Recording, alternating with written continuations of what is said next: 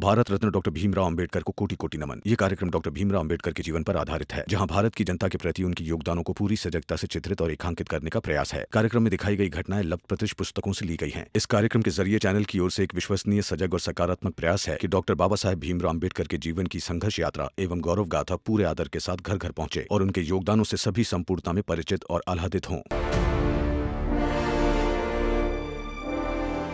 रुक जाइए, कोई भी आगे मत बढ़िए। इन सब की कुछ अलग ही योजना है। क्या योजना है?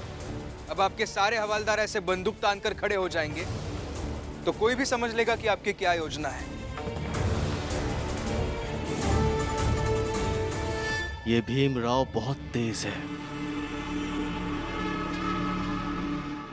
ये सभी हवलदार थाने की सुरक्षा में खड़े हैं यहाँ पर। तुम भीमराव हो ना? अंदर आ जाओ, बात करते हैं। तुम अकेले आओगे और बाकी लोग यही रहेंगे, ठीक है?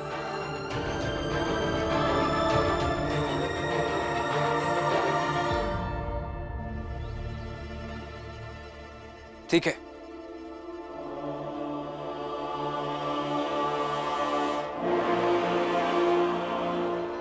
आई, आज फिर से ना वो लोग जीत कर आ जाए और हम सबका खून जल जाए।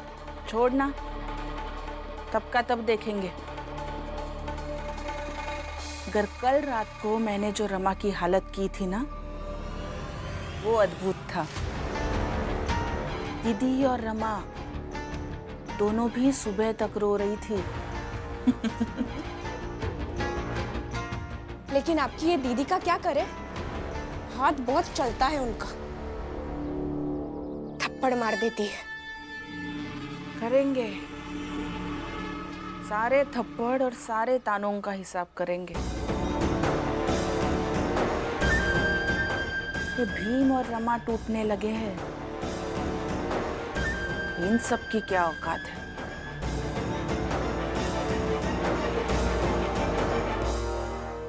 ये झोले में क्या है तुम्हारे? फेंक दो इसे और अंदर आ जाओ। नहीं, इसमें क्या है अंदर जाकर ही बताऊंगा। चलिए चलो देखते हैं क्या है। अंदर चलो।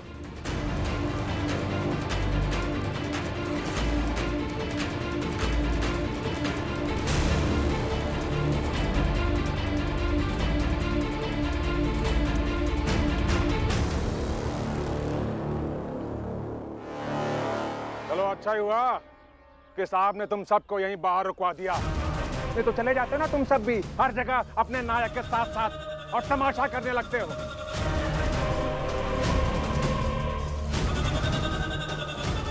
आज तुम्हारा नायक अकेले गया है अंदर।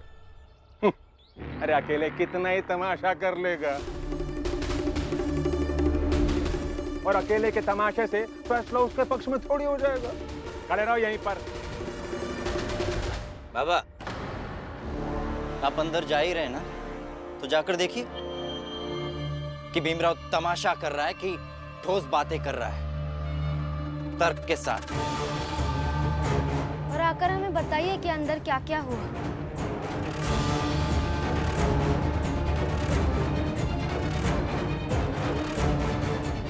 हम सब यहाँ बाहर खड़े रहकर एक साथ नारा लगाते कि हमें चाहिए शिक्षा, हमें चाहिए शिक्षा, हमें चाहिए शिक्षा, हमें चाहिए शिक्षा, हमें चाहिए शिक्षा, हमें चाहिए शिक्षा, हमें चाहिए शिक्षा, हमें चाहिए शिक्षा, हमें चाहिए शिक्षा, हमें चाहिए शिक्षा, हमें चाहिए शिक्षा, हमें चाहिए शिक्षा। तो तुम कह रहे हो कि जो दरोगा साहब कह रहे हैं वो गलत है, और जो लोग बाहर चिल्ला रहे हैं, नारे लगा रहे हैं, ये तुम सिखा कर आए हो हम पर दबाव बनाने के लिए, वो सही है? अरे साहब, आदत है इसकी भीड़ इकट्ठा करके उपद्रव करने की, लोगों को बरगला कर उन्हें चिल्लाने के लिए उकसाने की। सर, टूटने पर क्या होता है?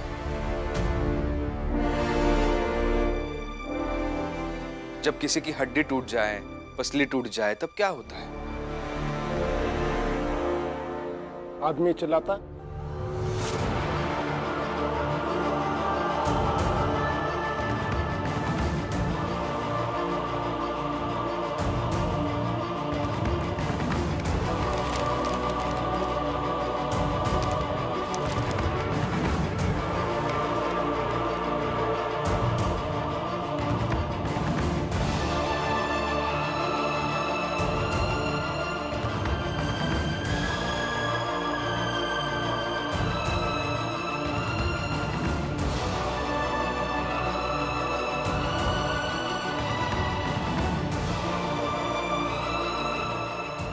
उम्मीदें और सपने भी हड्डी पसली से कम नहीं होते हैं सर। जब उन्हें भी कोई ऐसे निर्दयता से तोड़ दे तो दुख होता है, दर्द होता है। हमें चाहिए शिक्षा, हमें चाहिए शिक्षा, हमें चाहिए शिक्षा, लोग चीखते हैं, चिल्लाते हैं। हमें चाहिए शिक्षा, ये बाहर जो लोगों की आवाज सुन रहे हैं ना, ये लोग चिल्ला नहीं रहे हैं, हमें चाहिए शिक्षा, इनकी पीड़ा की आवाज है। हमें चाहिए तो शिक्षा, तुम्हें लगता है भीमराव कि वो सब लोग हिम्मत जोड़कर पढ़ लिख कर वायसराय बन जाएंगे? इतना पढ़ लिख कर वायसराय तो आप भी नहीं बन पाए सर। तमीज से बात करो भीमराव। देखिए सर,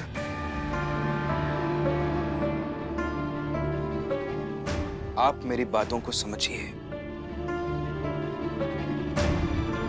इतना पढ़ लिख कर भी इस पद पर पहुंचने के लिए, ऑफिसर बनने के लिए आपको सालों लगे होंगे, और आप इन लोगों का आकलन 2-4 हफ्ते से शुरू हुई शिक्षा से कर रहे हैं। आप बड़े पद पर हैं, संतुलित व्यवहार और उचित न्याय की अपेक्षा है आपसे।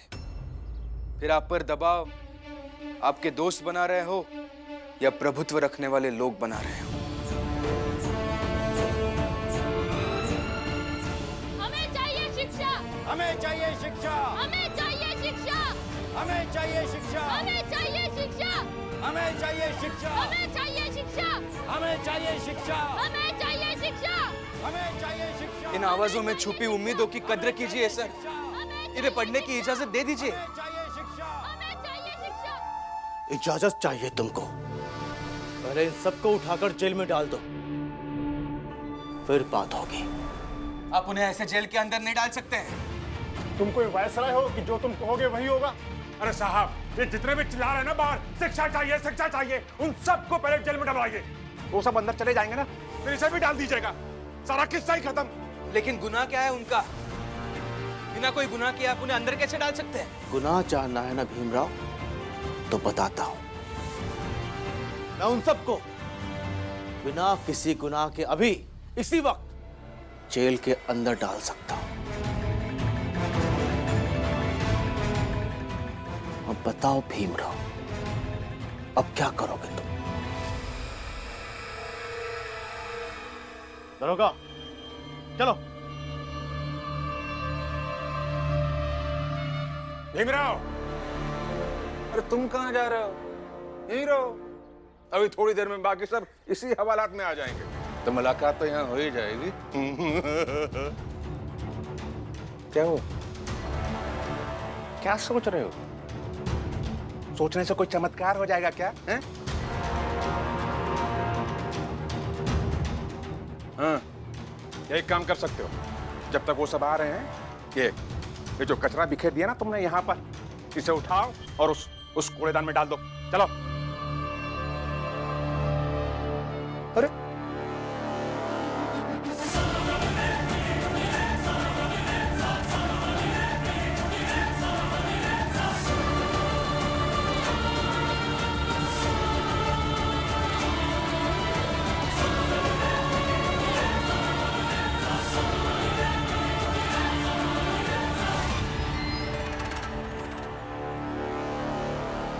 अरे छोड़िए, उन्हें कहाँ लेके जा रहे हैं? छोड़िए। अरे बात तो सुनिए, ऐसा क्यों कर रहे हैं? अंदर क्यों लेके जा रहे हैं? गुनाह क्या है हमारा? रमा,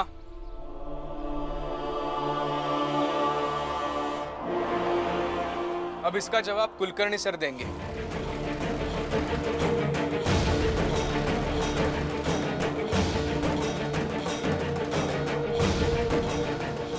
बताइए सर, क्या कह रहे थे आप अंदर? कुलकर्णी किसी से डरता नहीं है भीमराव, और तुम्हें मेरी ताकत का अंदाजा भी नहीं है। मैं चाहूं तो अभी इसी वक्त इन सबको बिना किसी गुनाह के हवालात में बंद करवा सकता हूं। अच्छा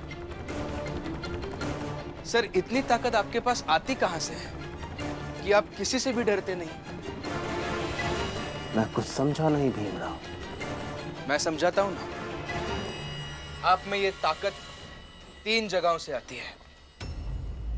पहले आप खुद, आपका पद जो आपको सत्ता के द्वारा दिया गया है। दूसरी जगह ये दरोगा साहब, यानी कि प्रशासन। और तीसरी जगह जहां से आपको ये ताकत मिलती है वो है मेघनाथ जी, यानी कि मेघनाथ जी जैसे ऊंची बिरादरी के लोग। तो ये तीनों मिलाकर आप बहुत बड़े हो जाते हैं, बहुत ताकतवर हो जाते हैं और आपको लगता है कि आप कुछ भी कर सकते हैं।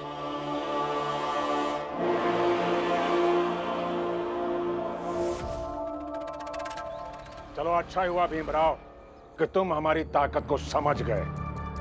अब याद रखना हमारी ताकत। मेघनाथ जी, इतनी बड़ी ताकत को आज मैं एक चुनौती देता हूं।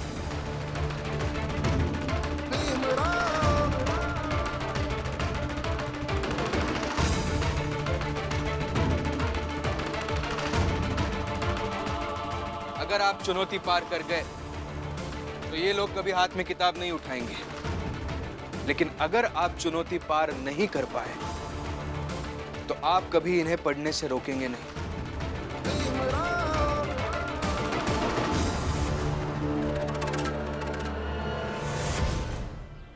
साहब, आप इसकी बातों पे बिल्कुल ध्यान मत दीजिएगा। बहुत ही चालाक है ये, बातों में उलझा देगा आपको। मैं तो कहता हूं पहले आप इन सबको अंदर डलवाइए। नहीं तो अगर इतनी ही ताकत है तो कर लीजिए ना स्वीकार चुनौती। बकवास नहीं। कुलकर्णी साहब, अपनी ताकत पर इतना ही भरोसा है तो मान जाइए, नहीं तो ये भी मान जाइए ये बस झूठ मूठ की हेकड़ी है। अपनी हैसियत में रह के बात कर।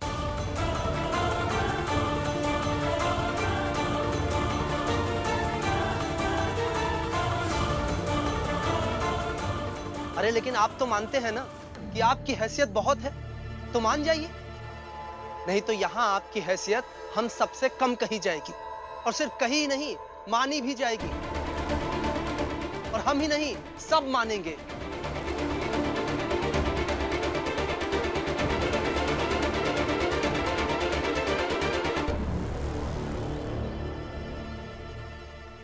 भीम बेटा, क्या हुआ? तुमने सुबह सुबह हम सबको यहाँ चाल के बाहर बात करने के लिए क्यों बुलाया? इसलिए बाबा, क्योंकि मेरे पास एक योजना है। कौन सी योजना? अभी थोड़ी देर बाद हम सब पुलिस थाने जाएंगे। हमें पता नहीं कि वहां पर क्या होगा। हम उन्हें मना पाएंगे, नहीं मना पाएंगे, वो लोग क्या करेंगे, हम कुछ नहीं जानते।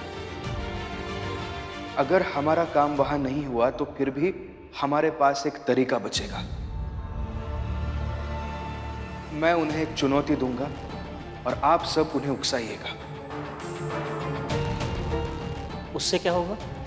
होगा काका, कई बार शक्तिशाली व्यक्ति को उसी की शक्ति से काटना पड़ता है। मैं वो सब ठीक है, लेकिन उससे होगा क्या? उससे होगा ये बाबा कि जब मैं उन्हें चुनौती दूंगा और आप उन्हें उकसाएंगे तो वो मेरी चुनौती स्वीकार कर लेंगे और वहीं पर वो लोग फंस जाएंगे। और चुनौती क्या है? वहीं पर बताऊंगा। कुलकर्णी साहब, मान जाइए इनकी चुनौती, नहीं तो क्या फायदा? इतनी ताकत रखकर भी क्या मिलेगा? निम्न बिरादरी के कुछ लोगों ने आकर आपको चुनौती दे दी और आपसे स्वीकार नहीं किया गया।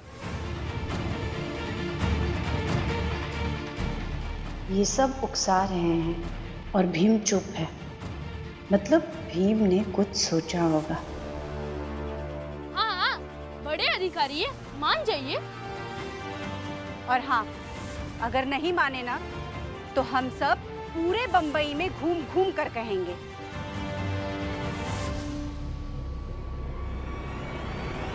और उपहास उड़ेगा। और मेघनाथ जी, जो शक्तिशाली समाज हमारे प्रेम को रास्ते पर मारना चाह रहा था, आज वही लोग एक चुनौती स्वीकार नहीं कर पाए। ले चलो अंदर। क्या नाटक लगा रखा है यहाँ पर? नाटक नहीं है ये। या तो आप हमारी चुनौती मान लीजिए, नहीं तो अभी के अभी हमारे सामने हार मान लीजिए। कुलकर्णी हार मानने वालों में से नहीं है भीमराव। मुझे तुम्हारी सभी चुनौतियां स्वीकार है।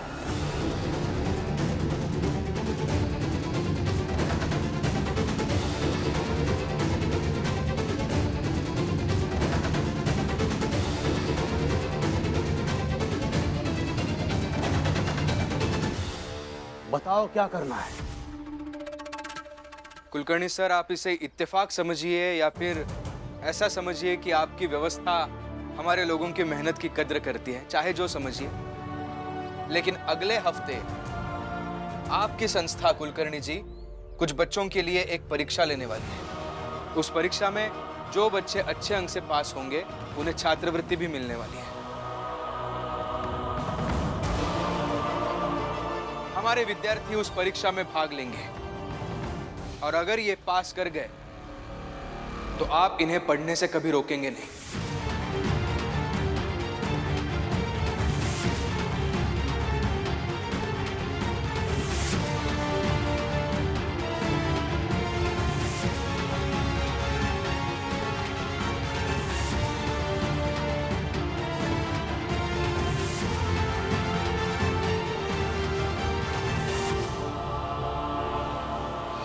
अरे भीम, पागल हो गए हो?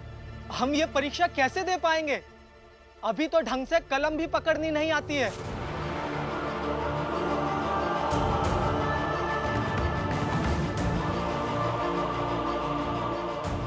नहीं नहीं, ये हमसे नहीं होगा। होगा। करेंगे तो सब कुछ होता है, नहीं करेंगे तो कुछ नहीं होगा। देखिए, व्यक्ति की इच्छा शक्ति से व्यक्ति भाड़ में गई इच्छा शक्ति। तुम सबने कहा आप पढ़ लो तो हम ऐसे ही पढ़ने लगे। अब तुम कहोगे परीक्षा दो, तो जाने दो।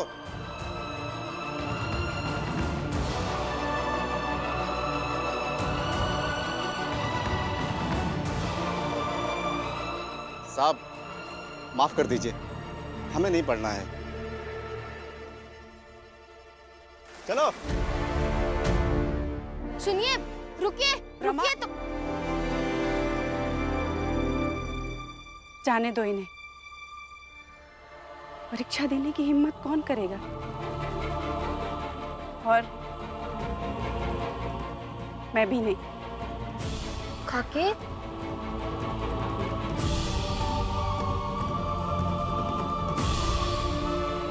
शोभा काकी रुकिए, हमें हिम्मत करनी होगी। शोभा काकी रुक जाओ भीमराव।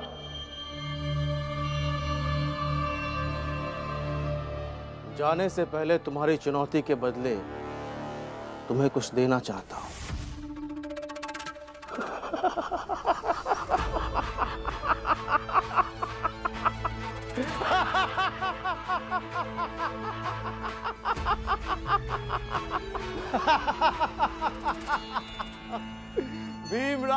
भीमराव, तुमने पूरी हैसियत लगाकर हमें चुनौती दी और हमने तुम्हारी चुनौतियों के बदले हंसी दे दी।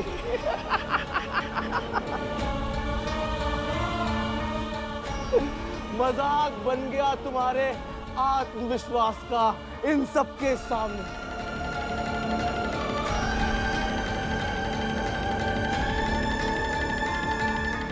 मैं वादा करता हूं आपसे, हमारे लोग उस परीक्षा में भाग लेंगे। अगर ऐसा नहीं हुआ तो आगे से कभी भी पढ़ने की बात भी नहीं करूंगा।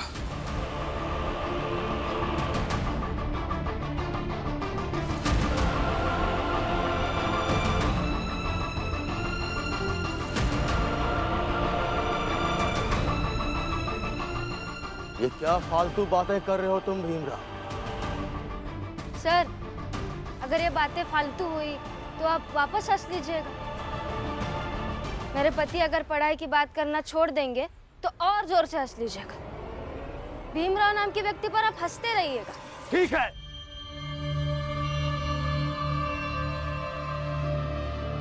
मगर मेरी एक शर्त है भीमराव, सब के सब पास होने चाहिए। अगर एक भी व्यक्ति फेल हुआ तो तुम पढ़ाई की बात नहीं करोगे।